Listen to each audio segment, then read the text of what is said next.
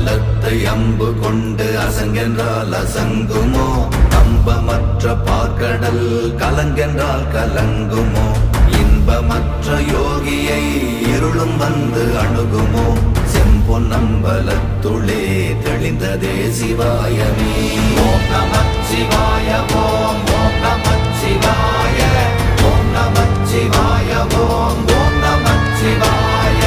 ஓம் நமச்சிவாய ஓம் ஓம் நமச்சிவாய